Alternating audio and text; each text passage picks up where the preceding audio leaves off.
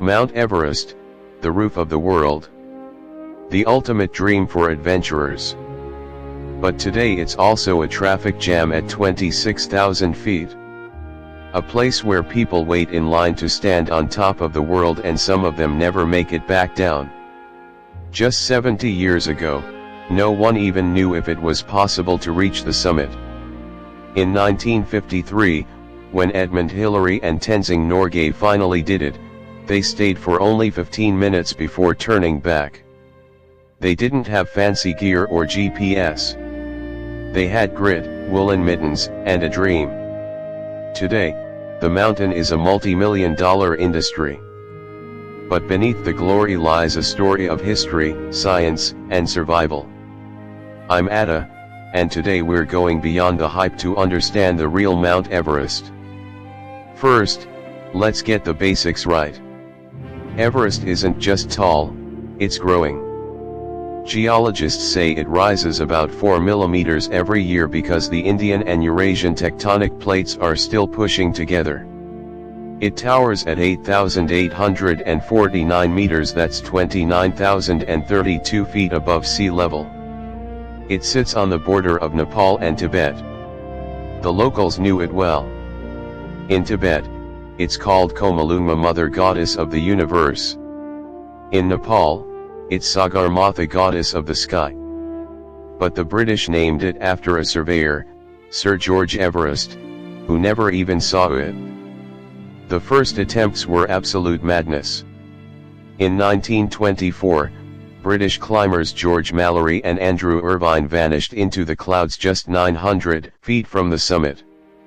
They were wearing tweed jackets and using primitive oxygen gear. Mallory's famous answer to why climb Everest because it's there was practically a death sentence. Mallory's body was found in 1999. Did he reach the top? We'll never know. He died on the mountain. And that was just the beginning. This is where the story gets dark. Climbers call it the death zone, any altitude above 8,000 meters. At this point, the oxygen level is a third of what it is at sea level. The human body simply cannot survive here for long. In the death zone, your cells start to die. Your brain swells, leading to confusion and delusions. Climbers have been known to start shedding their clothes or talking to people who aren't there. One doctor who led a medical team on Everest found that just 500 meters from the summit a climber's oxygen reading was typical of a dead person. But there is a secret weapon. The Sherpas. They are the backbone of every expedition.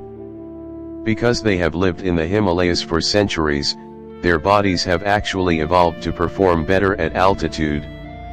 They produce energy more efficiently when oxygen is scarce. Without them, no one gets to the top. They are the unsung heroes who fix the ropes, carry the gear, and save the lives of wealthy climbers. Which brings us back to the first summit.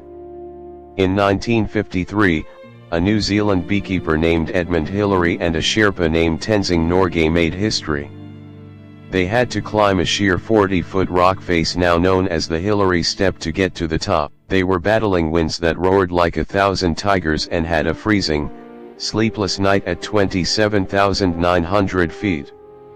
On May 29th, at 11:30 a.m., they stood on the summit for 15 minutes. Tenzing buried some sweets and biscuits in the snow as a Buddhist offering. Hillary took a photo of Tenzing because Tenzing didn't know how to use the camera. Who stepped on the summit first? They made a pact never to reveal who went first. They treated it as a partnership. Hillary only admitted he was first after Tenzing passed away. Today, Everest is a different beast. It costs upwards of $60,000 to attempt the climb. With better gear, thousands have summited, but it's getting crowded and more dangerous than ever. In 2019, we saw images of massive queues just below the summit. 11 people died. The traffic jams, the ego, and the lack of oxygen are a deadly combination. Everest is more than a mountain. It's a mirror. It reflects human ambition, but also our mortality. It's a place where the air is thin, but the stakes are always deadly. Thanks for joining me on this journey to the top of the world. Make sure to like, subscribe to World with Ada, and hit the bell so you don't miss our next adventure. See you in the next one.